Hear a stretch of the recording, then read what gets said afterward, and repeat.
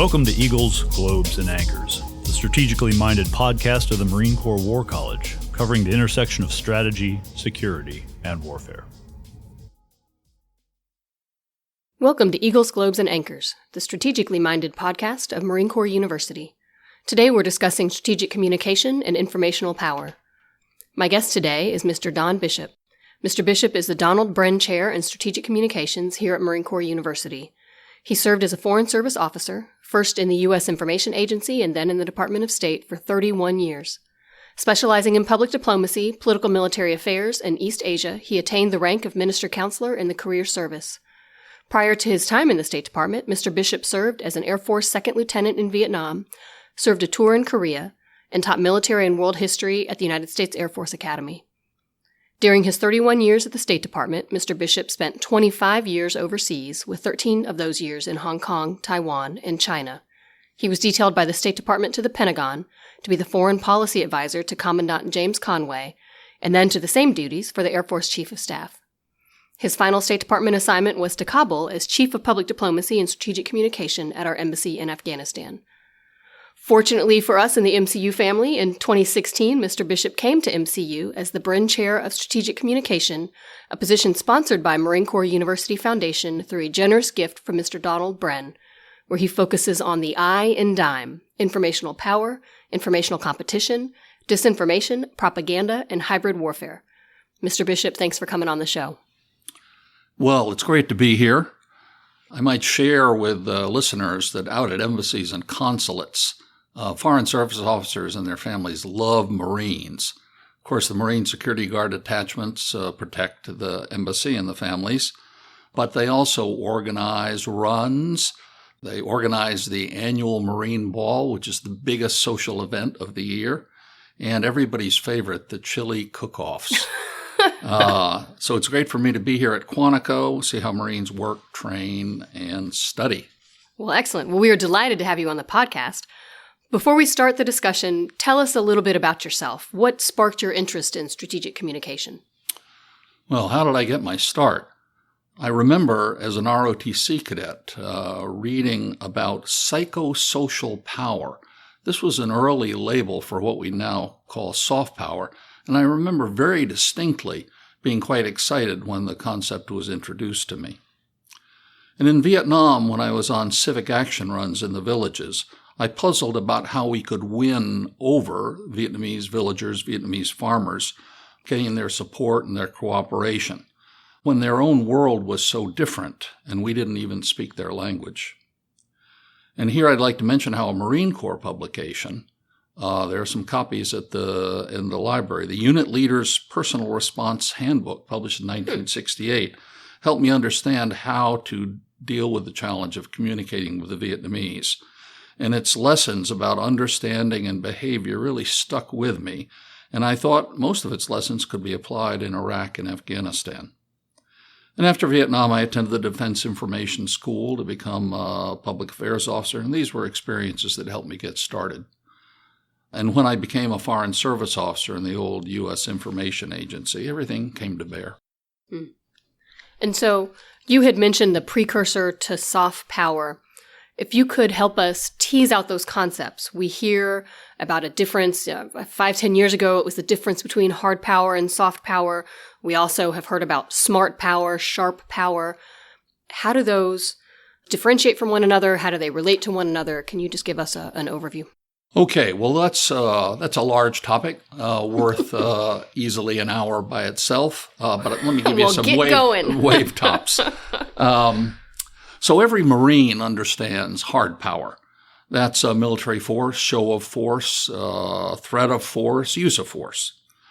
But it also can include things like economic sanctions and the occasional use of coercive diplomacy. Now, a country can be said to have soft power when people in other nations admire its society and values and want to follow its example toward prosperity and openness. And the United States has always had a generous amount of soft power, and few dispute that American soft power helped win the Cold War. Other soft power champs in our own time include China, United Kingdom, France, and South Korea. And the film Crazy Rich Asians That gave a boost to Singapore's soft power.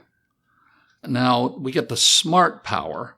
It starts with military and economic power, but it adds in soft power, alliances, global development, economic ties, and public diplomacy, all combined smartly. So it's an intelligent blending of many different forms of power and attraction.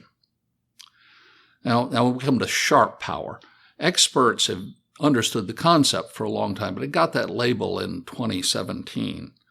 It's a way to describe how authoritarian nations use their influence to pierce, penetrate, and perforate the information and political environments of other nations, often using the internet. The aim is to influence the leadership and people of the target nation by manipulating or distorting the information that reaches them. And here, the activity of Russia's Internet Research Agency that we read so much about a few years ago, along with its bots and trolls, offer an example. And we all know the Russians set up fake websites, pretended to be Americans, how they tried to aggravate the divisions within our own country. And Russia's broadcasting networks, RT and Sputnik, are much in the business of distorting information.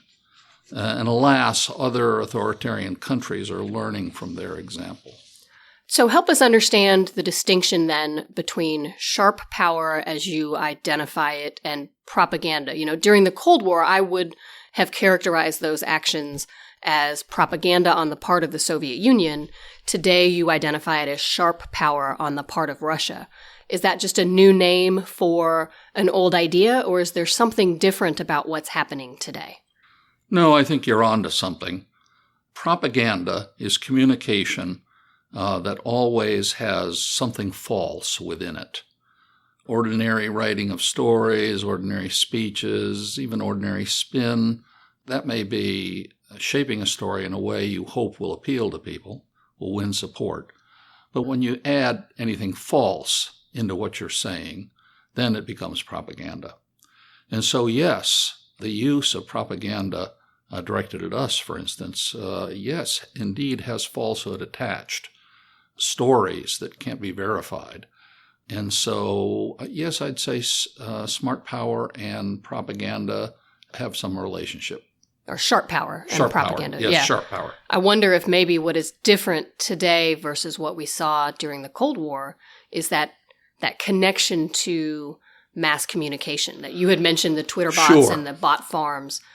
Yes. Well, think back just a few decades ago, once upon a time, perhaps. People got their news from their news about the world or about our own society from newspapers and radio and television. Those were the media that they turned to, for instance, when they decided how to vote. In part, in that communications environment a few decades ago, editors had a role. They filtered out lies. They filtered out crazy ideas.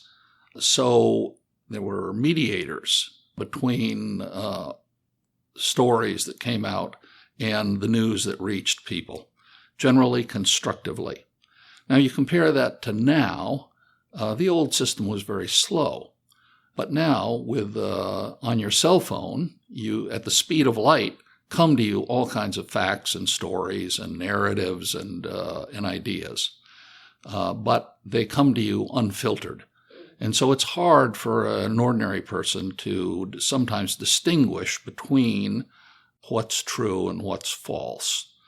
For instance, I would say that I get a lot of what I call over-the-transom emails from mostly retired friends, and they're always pretty interesting.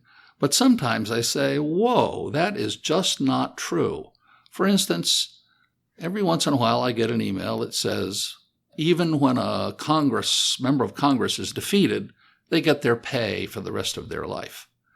So this is not true. But the intent of that email is to make people carry a grudge about Congress, and it gives the idea that they think of themselves as some kind of privileged characters, when that's not true. So in a way, that simple email weakens our trust in Congress and the legislative system. And I think this ties into another pair of concepts that I would like you to help our listeners differentiate, and that's between strategic communication and information operations. Are they the same thing? What is distinct about them, and how do they collectively add into or contribute to the United States informational power? Well, yes, there was a lot of buzz about strategic communications, or STRATCOM, in Iraq and Afghanistan, and many millions were spent on STRATCOM, mostly going to contractors. But there never was one definition of what STRATCOM was about. Some thought it was just plain public affairs on steroids. Others thought of it as a kind of information war. So our efforts that were all labeled STRATCOM were all over the map, and perhaps ineffective because of that. Now, information operations has been a traditional military field for decades. Formally, it combines electronic warfare, counter-network defense, operational security, psychological operations, and cyberspace operations. And now that traditional thinking has been enlarged to OIE, operations in the information environment, and it adds civil affairs and ComStrat, or public affairs. And I think it's a very promising way to think about informational power, being able to combine all of those tools. Now, in my classes, I urge Marine students to be aware of other elements of Uncle Sam's informational power: the State Department's public diplomacy with overseas audiences, its Global Engagement Center, which is wrestling with terrorist communications, and the U.S. government's international broadcasting networks like the Voice of America, Radio Free Asia, Middle East broadcasting networks. They broadcast in 71 languages, but I found that not many OIE people know about their work.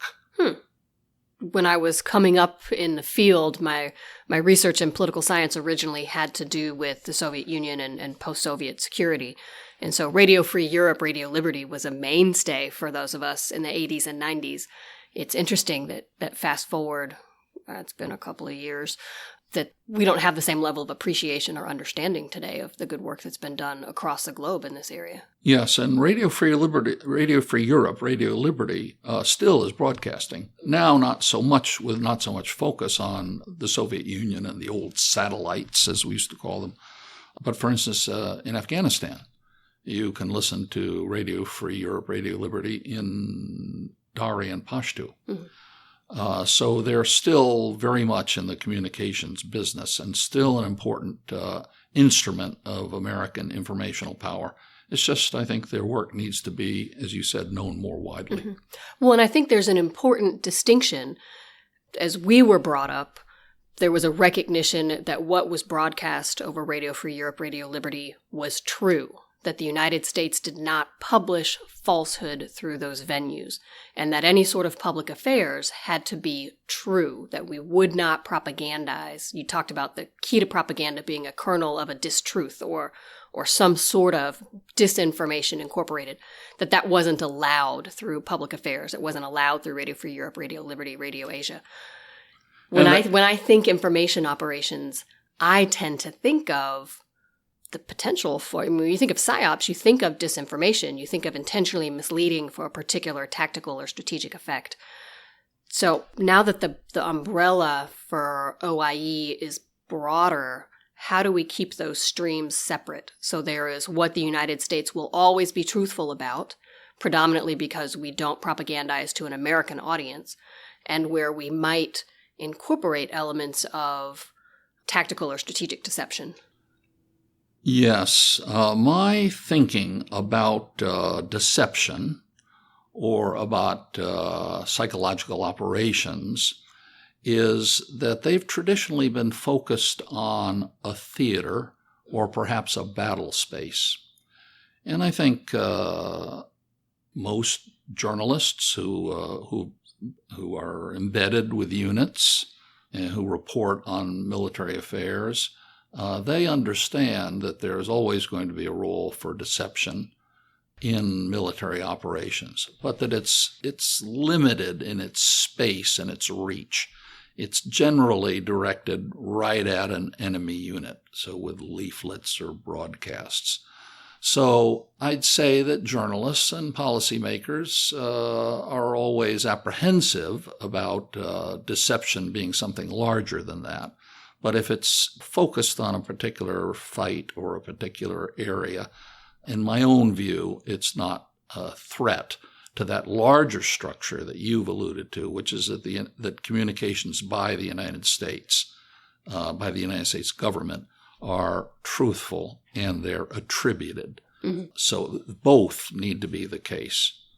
Which I think is also a key difference between what we are doing as the representatives of the United States government and then what we would see through Russian disinformation. That attributed piece is interesting. I've got a pretty broad set of folks who I'm friends with on Facebook, and from time to time I will see them post things. Different people will post things, and I feel this almost moral compulsion to comment. This source is a Russian propaganda machine.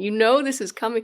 And they don't. They see something that aligns with their particular beliefs on a position, and they share it on their Facebook wall, and they've probably gotten it from somebody who they trust.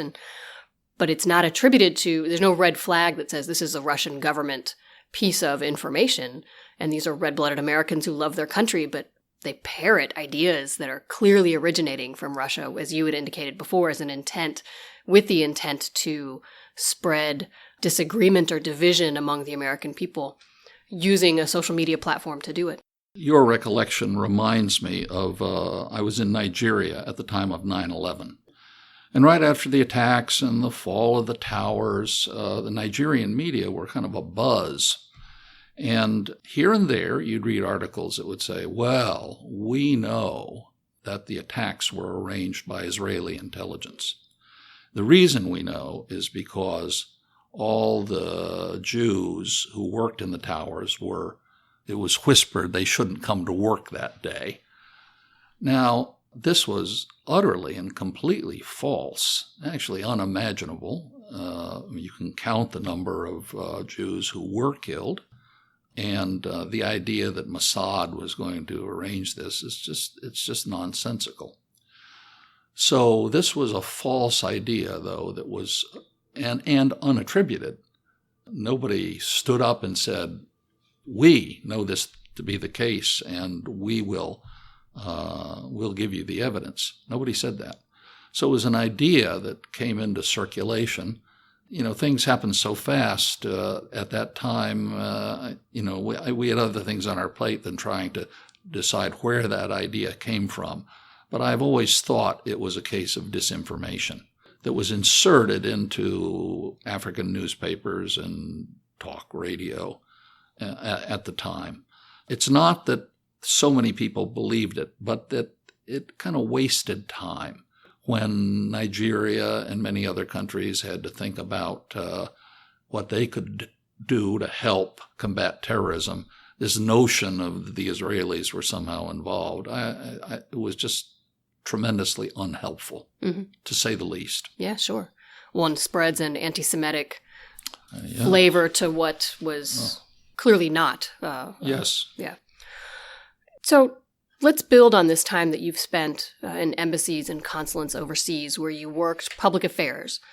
You worked with special forces deployments. You certainly were a political advisor to the Commandant of the Marine Corps and Chief of Staff of the Air Force. What lessons do you have for those in uniform for how public diplomacy can help them better achieve their mission?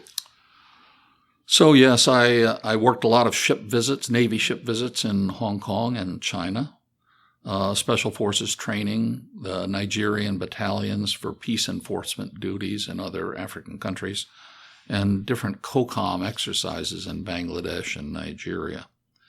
And what I noticed was that the public affairs officers in the deploying units, their first goal was to communicate the story back home to the United States. And they knew how to do that.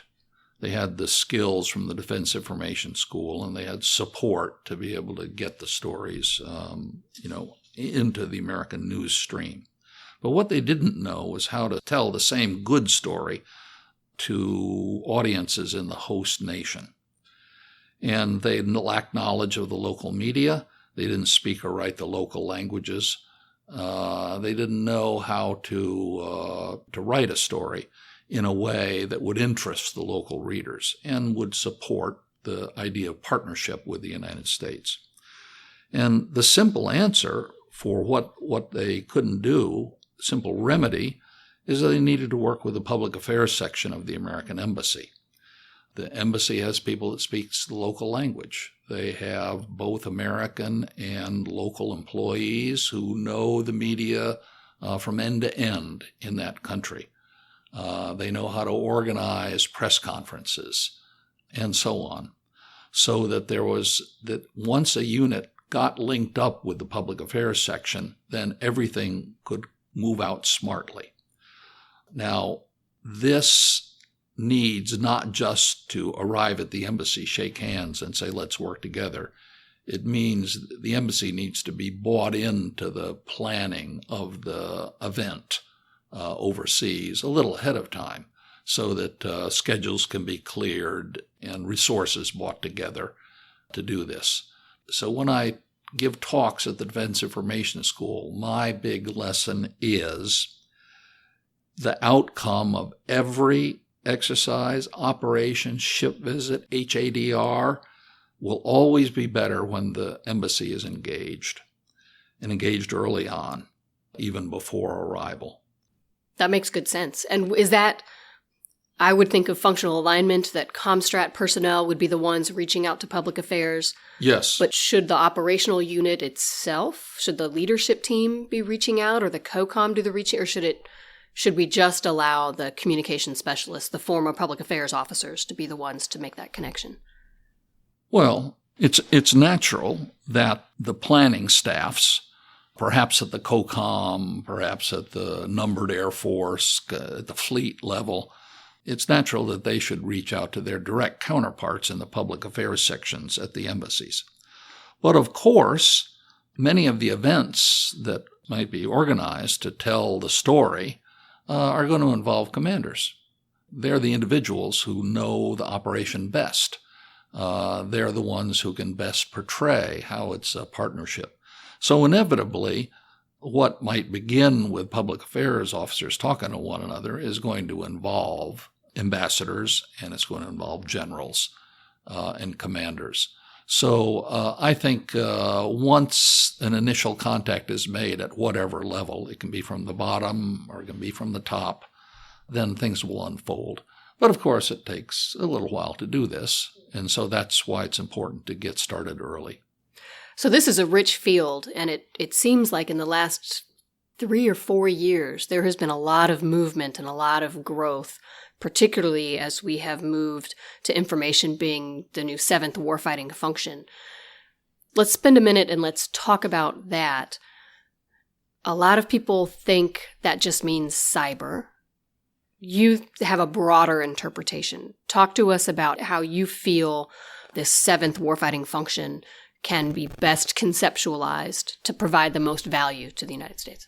So my take on this very large subject is that cyber is communication between microprocessors. And we all know its benefits, but it's possible for adversaries to surveil the internet, to intercept information flows, block information flows, disrupt the communications, or even steal the data. That's all in what I'd call the cyber realm. And because cyber is very much about threats that are today or tomorrow, and it's in the news, it's so new and so immediate that it's kind of crowded out the other necessary half of operations in the information environment. And it's what I call information, but others call influence. And what I call information is about the ideas that are flowing on the network. Cyber is the networks. Information is the ideas on the networks. Now, this information is more than facts or knowledge or data. It's also logic and theory and beliefs, judgments, norms, values. It's ideas.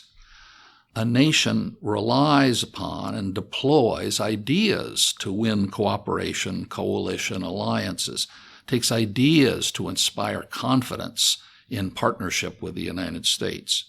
So that's why I say, it's a little simple, I know, but I say cyber is electrons, information is ideas, and you need to work in both fields. And I suppose staffs that work OIE need to include both cyber people and people who've studied history and political science and philosophy and economics and all the other fields of the humanities and the social sciences, so that there can be a good common blending of these different tools to achieve positive effects. So if our listeners wanted to know more about probably the information influence side of that equation, where can they look? Okay, well, I'd say that I read every week a newsletter that's published by the Pell Center at Salve Regina University up in Rhode Island. It's the university that cooperates a lot with the Naval War College.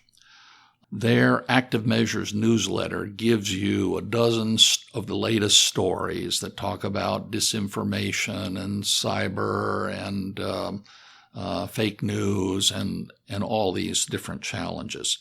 And so subscribing to that free newsletter, I think, gives an opportunity. It doesn't flood your inbox because it's just once a week, but it gives you a fill-up on what's going on and what the latest buzz is in the field.